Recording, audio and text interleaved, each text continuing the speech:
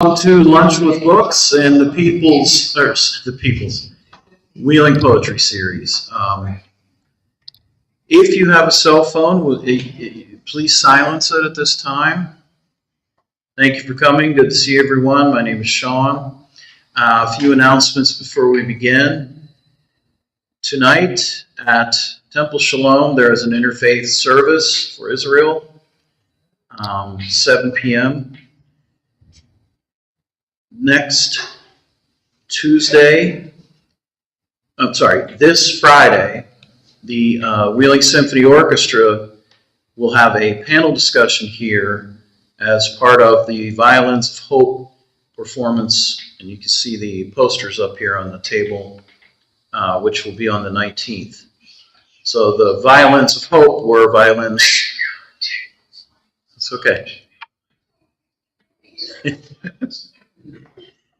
There were violins taken by the Nazis and recovered, and now they travel the world providing hope.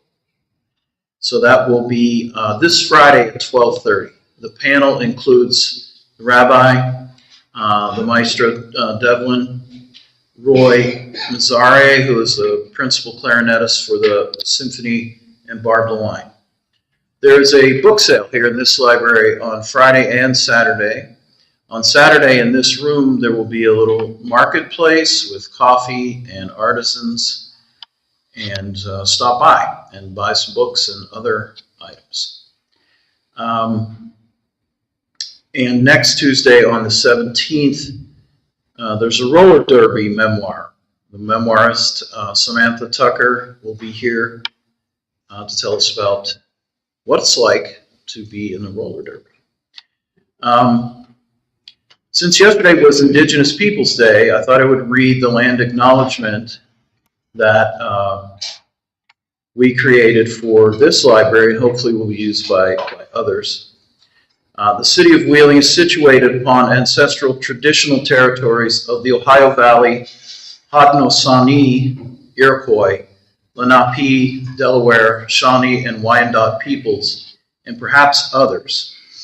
We do not know much for certain except what was recorded by Europeans, as indigenous peoples kept their history through oral tradition, and their record keepers were displaced or killed during European colonization. We do know the place name Wheeling is derived from Wheelunk in the Lenape language, meaning skull place, which refers to a European's head being placed on a stake at the mouth of Wheeling Creek as a warning that was not heeded. Today, though Wheeling, due to removal, is no longer home to a significant number of indigenous people, we recognize that we must do more to learn about the rich history of this land so that we can honor those who lived here before us, to better understand our role as caretakers and story keepers, and to acknowledge our participation to whatever degree in the ongoing colonial process. So that's what we came up with. And now for our program today, I would like to introduce once again the curator of the Wheeling Poetry Series and the Poet Laureate of West Virginia, Mark Harshman.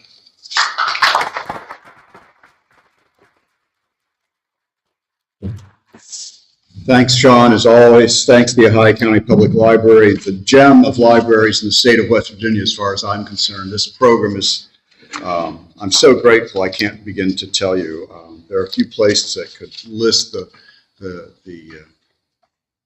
a list of poets such as we have had gracing this series. Let me just say two little notes quickly. One is that Jeff does have a few of his books for sale for after. Support poetry. Secondly, you can put on your calendars a special event, not technically a part of the Wheeling Poetry Series, but on January 30th, which is the last Tuesday in January, we're going to have a special celebration of the life and poetry of Timothy Russell.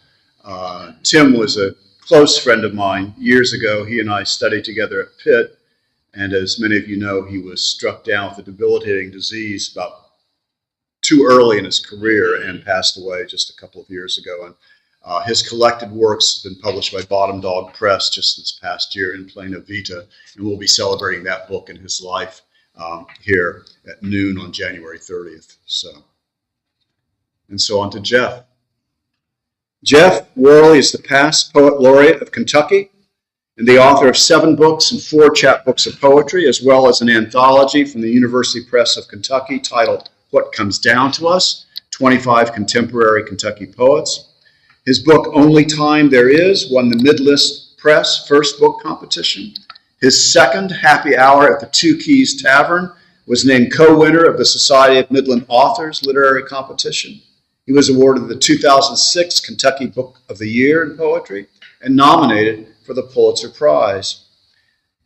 Jeff has received numerous other awards for his writing, including 3 Al Smith Fellowships from the Kentucky Arts Council and a National Endowment Creative Writing Fellowship. His newest collection is the Poet Laureate of Aurora Avenue, Selected Poems. He divides his time between Lexington and a cabin on Cave Run Lake. Otherwise, I'll simply tell anyone that Jeff is a gentleman and as fine a poet writing as anyone, anywhere today. He writes poems that matter and poems that will make you smile, if not laugh. He sees and hears this crazy world around us with an attention and conviction like few others. I mean, listen to this little poem titled May 14th, First Hard Rain. Rain pummels the roof, and the strongest definition of clarity I know, of sweetness, sifts through the screen. The sky bellyaches and cracks its bright whip, lashing down rain and more rain. And if I may say so, I've prepared for this brilliantly. A pad of lined paper, a sated cat rasping itself clean on my thesaurus, a small glass of bourbon on ice. And as the lovely spondaic cacophony of rain continues, I imagine every green shoot and petal in my dark garden unfurling its tongue. Cucumber, jalapeno, strawberry bud, sweet corn, tomato leaf, all of them dancing in place, as you would, bathed in warm rain, the fingers of the earth lifting you up, nothing ahead of you but the rest of your life. I can hardly imagine anything I'd rather do for the rest of my life than listen to such fine poetry. Please make welcome Jeff Worley.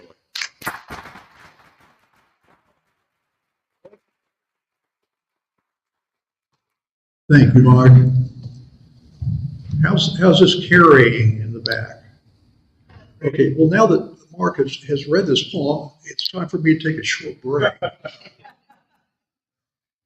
I'm not quite that lazy, but it's good to be in Wheeling. I've never been here before. My mother was born in Parkersburg, so I have been in Parkersburg, but it was a long, long time ago. I think I was 10 years old or something. And so I'm glad to be here. I'll be reading from 2 Broadstone Books publications. One is called Lucky Talk, and it's a chapbook. And the other is the Poet Laureate of Aurora Avenue, which I just happen to have copies of for sale, just coincidentally. And so maybe we can do some business after the reading and talk a little bit. That would be great. First, I'll read a few from the chapbook, which came out earlier.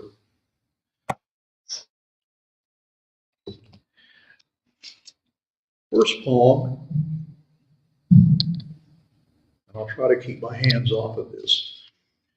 The first poem is about a conversation that no father wants to have with his son.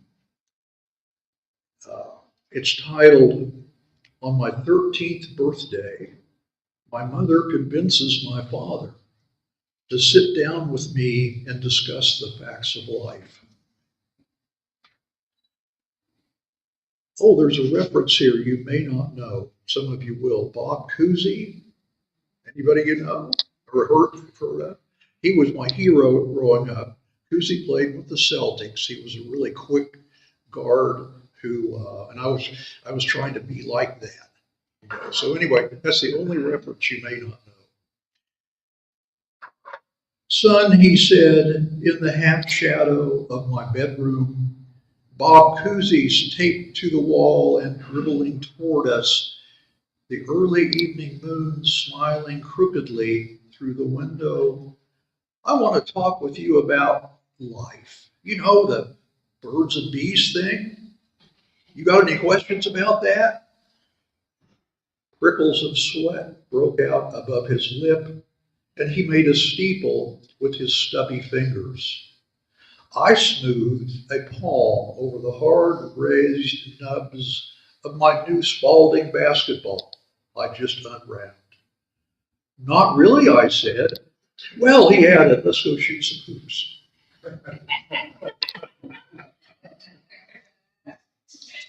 This one is titled Lucky Talk, and that idea comes from William Stafford in a book of essays of his called A Witness for Poetry. I was lucky enough to know Bill, and I happened to know, people think he was from Oregon. Well, he was not. He was from Hutchinson, Kansas, which is just north of Wichita, where I was born and raised. So one of the first conversations we had is he said, "Oh yeah, I've heard of Wichita. It's a suburb of Hutchinson, right?" And it kind of is, if you want to look at it that way. But he was a wonderful, fun person to be around. And this is a quote from him. I think poems are pieces of talk, savored and sustained. I would call them lucky talk. William Stafford, A Witness for Poetry. Yesterday at Kroger's, I heard a boy, maybe 6, say to his father, "We have 2 eyes and 2 arms and 2 legs. Why don't we have 2 penises?" I love language most when it slips up behind me like this, which is why, of course, poets sneak up their ears in cafes and bars. I've never done that with anybody. I'm certainly not going to do it with you, I heard, unmoored from its context as I pretended to study the Pazzo's menu. And later that same lucky day, Jonathan's not a bad guy, really. He's just insufferable. My wife, always the dutiful daughter, brought her mother a bright Sunday bouquet. "These flowers are so beautiful," she said. "They look artificial." And my favorite from Louis Polonia on ESPN, after being traded by New York, "The Yankees are interested in only one thing, and I don't know what that is."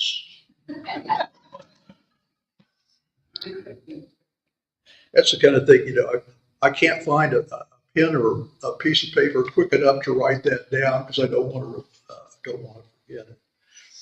A lot of beginning poetry students make the mistake that they think poems ought to be complicated and deep, and I think there are some awfully good poems that are complicated and deep.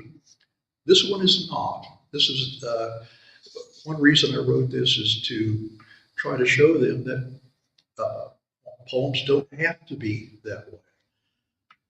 This is a short one. It's called The Cats. Luckily, not to realize someday they'll die. If they did, my God, how much more they demand. And this is an even shorter poem, if you want to even call it that. I always wanted to write a poem where the title was longer than the poem, so I've sort of done that here. The title of this is Comment from Gordy Goldinger's Girlfriend After She Watched Him Try to Come In from the Deck During the Super Bowl and Smash into a Closed Sliding Glass Door. Shall I read that again? Or comment from Gordy Goldinger's girlfriend after she watched him try to come in from the deck during the Super Bowl and smash into a closed sliding glass door. I thought only birds did that. That's probably not even a poem, but I don't care. And, jokes and poems have a lot in common. And maybe that's a little of both. And this is the last one I'll read from the chapbook. It's called Reality Check. Heather, the new bartender at Drake's, has exactly 14 ballpoint pens perfectly aligned in her holster.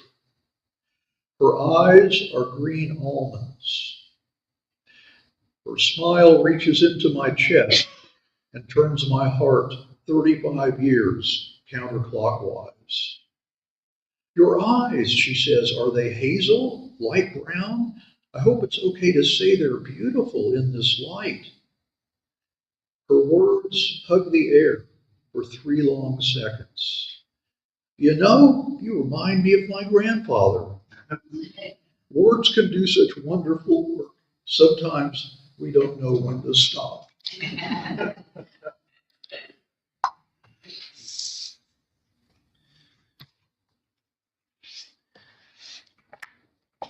I've had a gun pointed to my head twice in my life. I didn't like it. Didn't like it much. This was the first time when I was 17 working in a Griff's Burger Bar place in Wichita, where I'm from. And this was pretty much the experience. A number of my poems are autobiographical. There are always touches of things I made up because they make the poem stronger. But there's a lot of autobiographical. Why can't I say that word today? Autobiographical detail in this poem. This is called First Job, Griff's Burger Bar. On the grease-stained tile and gray clots of snow, 3 men appeared at closing time. Hoods pulled tight around their red faces. They looked like monks, I thought, until the one with fingers like raw sausages said, "On the floor, now." He held the gun, the fat bullets waiting in their round casements. I went down, and the manager, Gary, crumpled beside the open safe. It was New Year's Day, 1965, and I was scheduled to be off, home watching football with my dad, mother in the kitchen popping popcorn. But I'd filled in for Rich, whose wife was due any day. Any day now, he'd have a son. Someone, it occurred to me just then, who could someday sidle through a back door with his buddies and shoot a couple of kids brainless enough to be working for $1 an hour, or shoot them for money they didn't have. I lay face down, forehead on my forearm, and wondered how much it would hurt. Not to be shocked, but to feel the butt of the gun indent my skull. Eyes closed, I started counting the night's take, hoping it was enough to make them go away. When I felt the barrel against my neck, I thought to say something to make it disappear. And all I could utter, the register of my voice climbing back into childhood, was, "Take my wallet, please, sir." An enormous silence fell around us. And when the time clock struck down another minute, it was the sound of a ball bearing dropped into a pie pan. I twitched and let loose a long stream of air. Then my mouth was stopped with a greasy rag, and I was hog-tied with my own apron string. When the police arrived, our lights blazing long after closing time, they put us in a warm car and gave us coffee. And the owner, Mr. Griffith, drove up in his bronze Lincoln and asked if we were okay, and hugged us as if we were long lost sons, and gave us the Christmas bonus he'd forgotten, $20. His wife Tracy kissed me on the forehead and stroked my cheek, and Gary, who never uttered a kind word to me, said we'd go for a beer later that week on Friday, that he'd buy the first round. I drove home knowing I just had the best day of my life.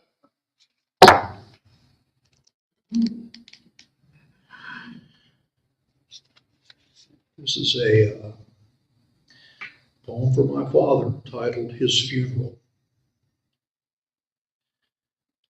Both of my parents, by the way, died from Alzheimer's, and I've written a lot about both of them and that horrible disease. And I can see by looking out that a number of you are my age, a little younger, older, and have unfortunate experience with that yourself. His funeral. My father was finally unconfused. The noose of Alzheimer's snapped. Around him, the malodorous roses and long shafts of lilies. I squeezed his shoulder, patted it like the flank of a favorite dog. I knew this was a dumb, sentimental gesture. I didn't care. My sister said, the whole room listening, that our father had gone now to a better place. The funeral home claque nodded like breeze-bent stalks. I wished for a long moment my sister was right, but then two men came and closed the light from him. His new roof screwed tightly down. I could still hear him say, a better place, Joyce? Show me the evidence. The organ shook down dust from the oak beams. Joyce sang loudly on the first hymn with the few people who'd come. In my head, I sang, Don't Fence Me In. Dad told me he'd hum this when the gates of Stalag 11B were flung open and he hobbled out on makeshift crutches. I sang, Don't Fence Me In. Dad told me he'd hum this when the gates of Stalag 11B were flung open and he hobbled out on makeshift crutches. He was headed back to Kansas, its glorious dullness and flatness. Bars of sunshine in his father's field, the amazing grace of wheat and wheat and wheat.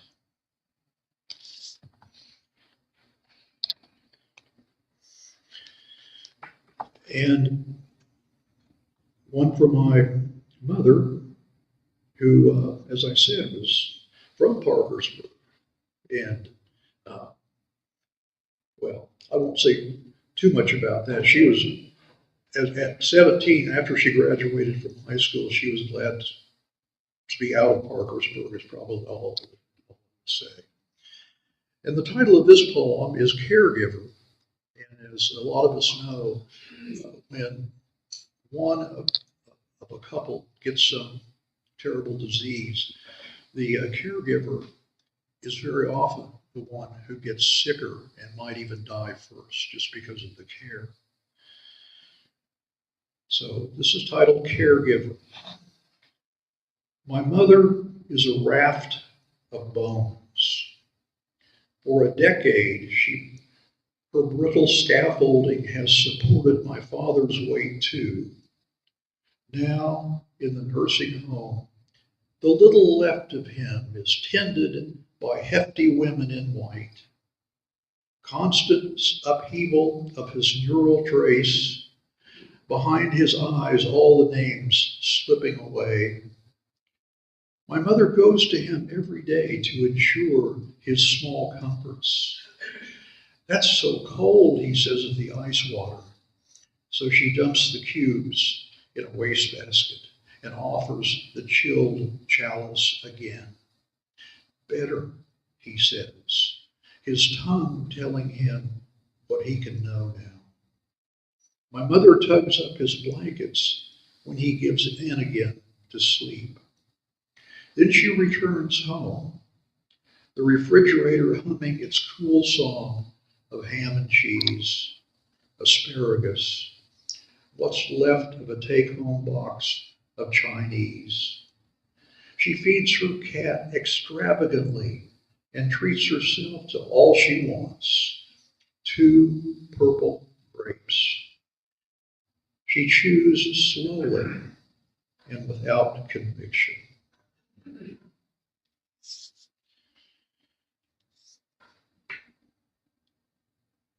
After a trip to the VA hospital Alzheimer's ward in Tucson,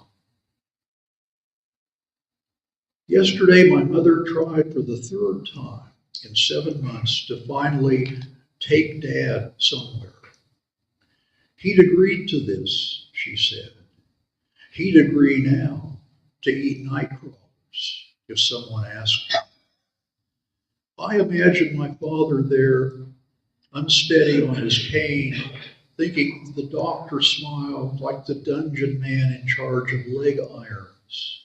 The nurse, surely an actress playing a nurse.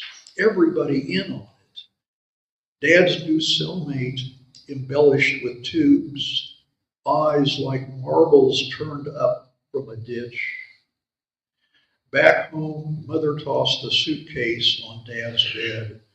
Put your things away yourself, she told him, snapping open the luggage.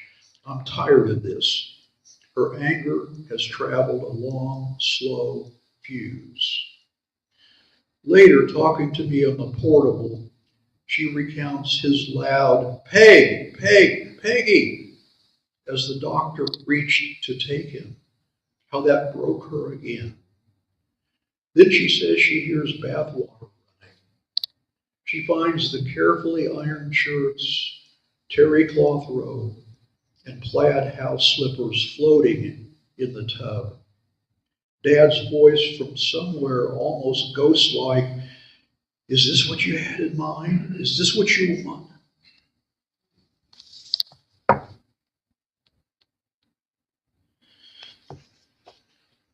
Very different poem here. And some of you might be thinking, well, this is a good time for a change of pace here. Often we're asking where our poems come from. Well, this one came from a classy magazine called The Star, which is kind of a National Enquirer sort of magazine. I don't know, does that even exist anymore, The Star? I don't know. But I was in a Kroger line years ago for way too long. And so there were these magazines to look through. And the main headline on this one was, UFO lands near Beatrice, Nebraska. Dog killed. The Star.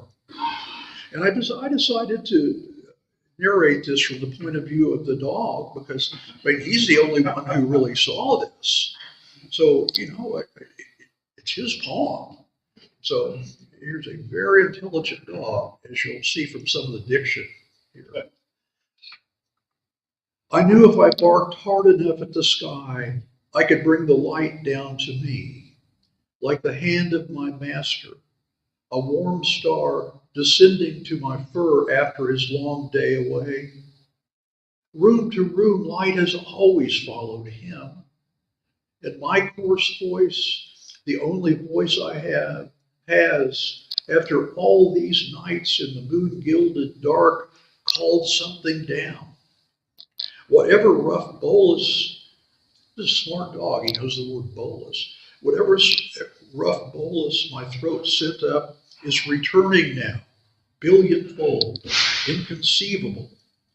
I wait for it as I've learned to wait. I watch it bring the sky down with it, every light spinning down to where I feel suddenly like barking and waking every farm dog I know to see this, my tail wagging in the impossibly bright air. What a night, what?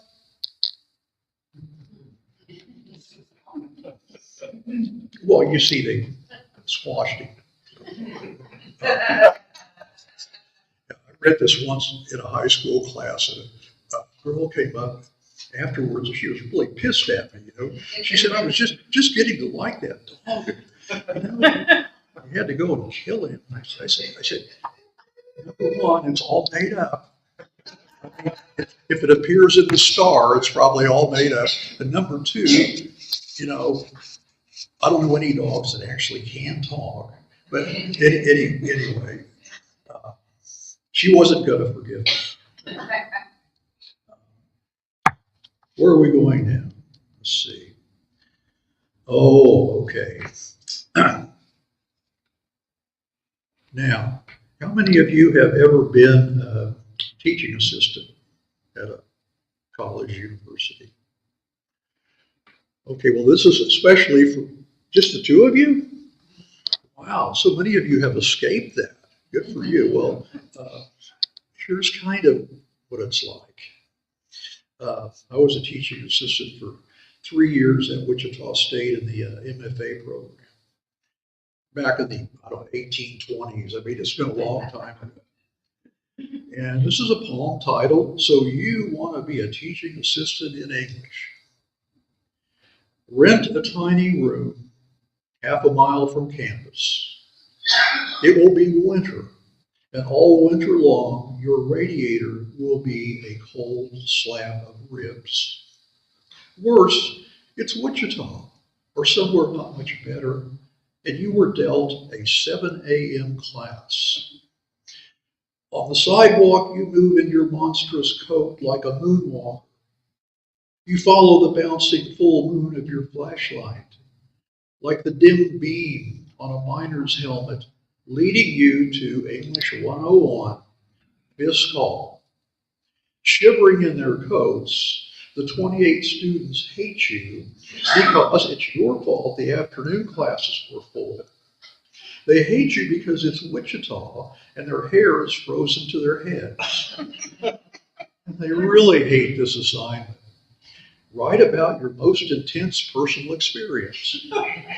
Because their most intense personal experiences were lips stuck to frozen lampposts kinds of things, or worse, they're still waiting for an intense moment to occur to them. Some razory lightning bolt of experience to rearrange their bland circuitry. And you're only a few years older than them anyway, and still don't understand the difference between a restrictive and a non-restrictive clause. So who are you, unzipping your briefcase like their father home from work, to dispense these nuggets of wisdom you pirated from the Strunk and White? You return double-spaced confessions to Kathys and Karens and Jims, who are simply hoping to have something come back without much blood spilled on it. Something that maybe you've even pronounced good or shows some potential. But now you see Julie in the corner staring at the circled D+, her rambling rendition of the unhappy tryst between her dachshund and a Mack truck. And she begins to cry audibly because she poured her heart out. And okay, there were fragments and run-ons, and she just can't get the difference between there and there and there. But her dog Fritz was, after all, an A+ kind of dog, which should count for something, right? Why? Her tears seem to be asking, did I have to get a teacher who hates dogs so much? And she leaves the classroom, shutting the door gently before you can think what to do. Perhaps she'll go hang herself, or worse, report you. And you know you've got nothing the next hour but a drill on dangling modifiers, and nice is etching little flowers on the windows, and now you've got to pee. And when it gets dead quiet in the room, and you're standing there with your tongue puddling in your mouth, and half the students are eyeing the door Julie escaped through, you realize finally what it's like to be in charge.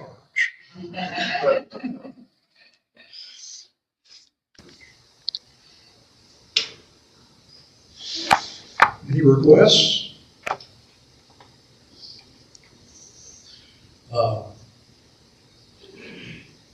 I'll read the title poem of this book. And a number of people think this is about me, because when the book came out, I was poet laureate of Kentucky. But you'll discover the truth in this poem, titled Ars Arachnia. A yellow-black horde weaver has been stringing lines between the arborvitae and dogwood all morning. From the deck, I watch her high wire act, the spider spinning on, using one part after another of herself to fashion a silken net. She's a strict revisionist, doubling up on lines too thin, repositioning breaks and in-stops.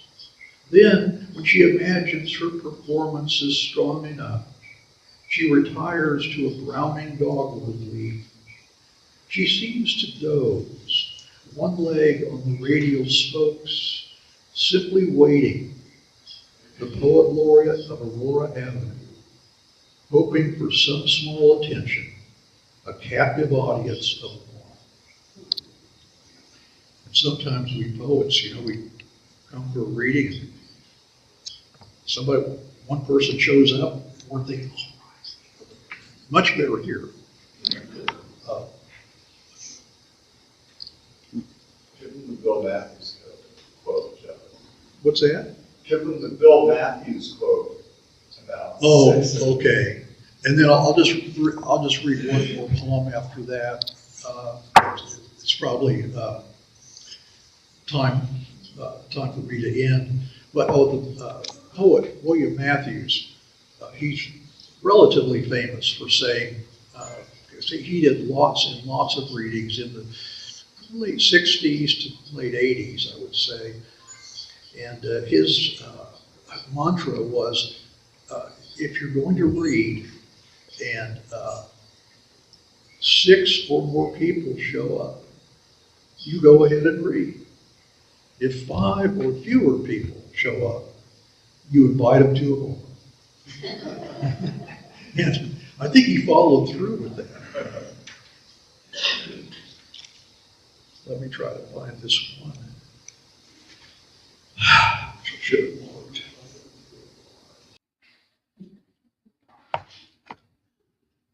Yeah, there it is. Have you noticed, Mark, that sometimes you'll be reading through an old book of yours and the poems have moved around? I hate when they do that.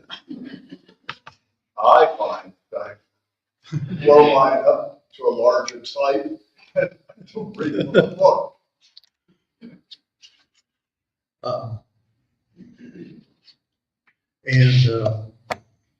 After I read this one, I would love to talk with you a bit and sell you a book or two. Christmas is coming. It's right around the corner. And, is there a better gift than poetry books? The answer is yeah, sure. But here's some poetry books. Money's always a nice gift, Anyway, my wife died 2 years and 2 months ago from a rare leukemia. And just a horrible couple of years. And one reason I miss her so much is we just had so much fun together. And I can go back in my memory to some of those times. And I've written about some of those times, but ain't the same. Ain't the same. So I'll end with this one called Playing Possum. And let's make this a group participation, poem. Okay? At the very end, all you have to do is wait. Okay. Want to try? That was terrible. Shall we go right to left or left to right? Okay, left to right. That way it's choreographed just a little better. And I'll probably forget myself. Playing possum. Something was gnawing at my dream, and awake now, I hear one of our cats loudly crunching at his bowl in the kitchen. But here in bed, I make out the shapes of all three cats, a triumvirate around my wife and me. I leap up through the question of something wrong, honey, and stumble toward the mad chewing. I flick on the light. There in the corner, pink as a piglet, a baby possum startles from the bowl of kitten caboodle, crumbs flaking around its tiny gash of mouth. And here's Linda, fully awake now too, with not only a broom for her, but one for me. She flings me mine like Ricky Nelson tossing John Wayne his loop-handled carbine in Rio Bravo. And we're shutting doors behind us and opening doors to the outside world, which clearly terrifies this arboreal rodent who's little more than whiplash tail and provisional hiss. He scampers under the German shrunk. I take a couple swipes underneath and tease out a dust-covered catnip toy, a disposable Bic, and half of what looks to be a slice of Donato's pepperoni. The possum folds itself into a fist. But Linda is choking up and waving her broom, ready. So I thwack the thing broadside. It skids out like a top-ended puck to my wife, who swings, her breasts lovely in the sudden light. Did I mention we're both bone naked? And I'm skating toward the wide open front door, this 2 a.m. game of possum broom ball, almost fun now, and whoosh the critter so hard it cartwheels like a cartoon possum through a racket of katydids and other night fiddlers, and lands like a wad of flubber on the lawn. As it scampers off, Linda and I stand on the front porch, victorious, holding our brooms in the manner of American Gothic. Our next door neighbor, Jamie, home from the late shift, turns her blue Toyota into the drive, fixing us with headlights. It's scary how seriously these Worleys take their house cleaning. She may be saying to herself, at which point there's nothing left for us to do but wait. But this can also be an adios. Thank you for being here, and this has been fun.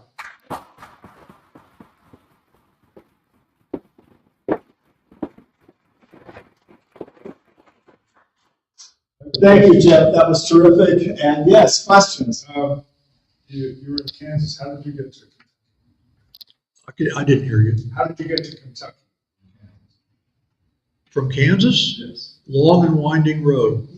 From Wichita State, where I got my MFA, I got hired by my first choice, which was University of Maryland's European Division. A lot of people don't know they have that over there, but it's been there since 1947.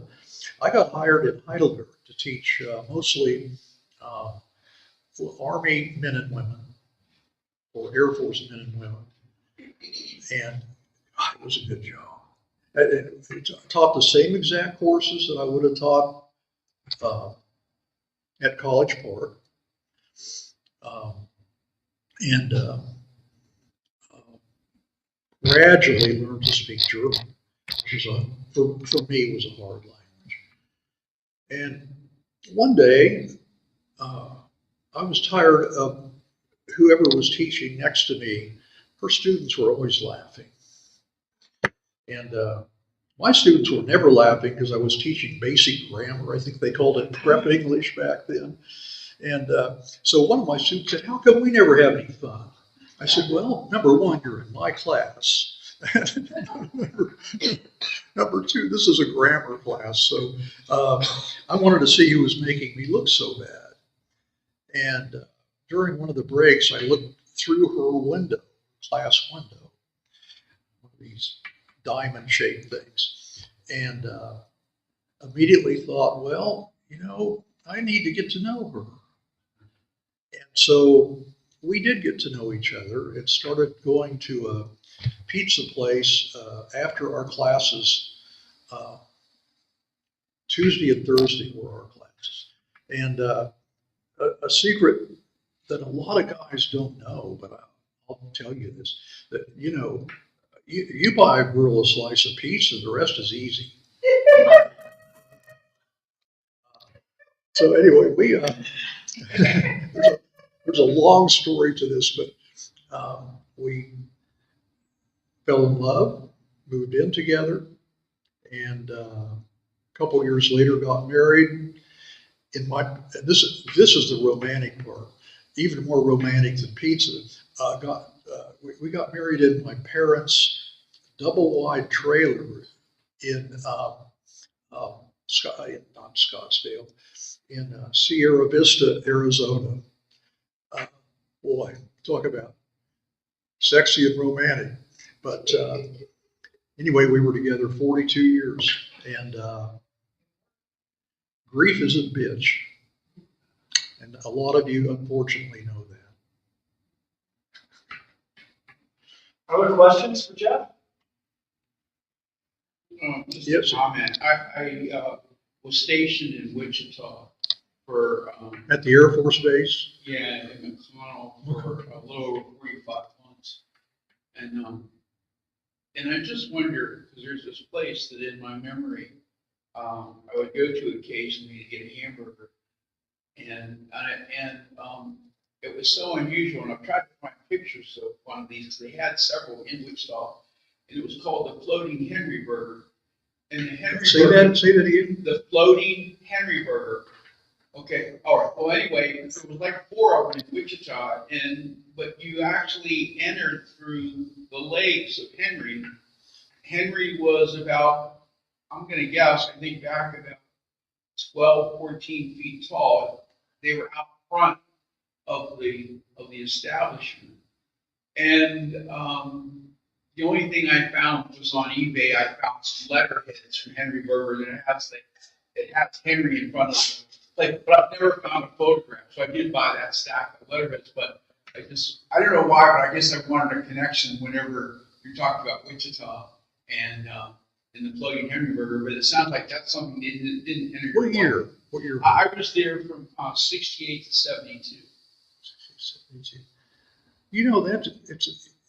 amazing. I don't remember that because I was driving a cab in Wichita during those times, and I knew about every place. There was a Dairy Queen, that was Sure. a couple of those, but to have to walk through some guy's legs to get a hamburger, I'm sorry, I don't think I could be that hungry. And then Century too, of course, which just opened in the fall of '68 when I was there. At that time it was a big deal. It was an exhibition hall and a performance center and all that. Mhm. Anyway, that's Yeah, well, that's I'll go look that up because the Henry Burger. wow, had no idea. And the only reason it floated is because there on the bottom was a layer of chili. So you had a layer of chili on the bun, and then the burger was on that. So. Boy, you're making me really hungry. Other questions? Well, Jeff's here. Feel free to come up and chat informally. And don't forget, Christmas is coming, or more immediately, Halloween. Some people might think that was even more. And some of these poems are pretty scary. Thank you all. Thank you.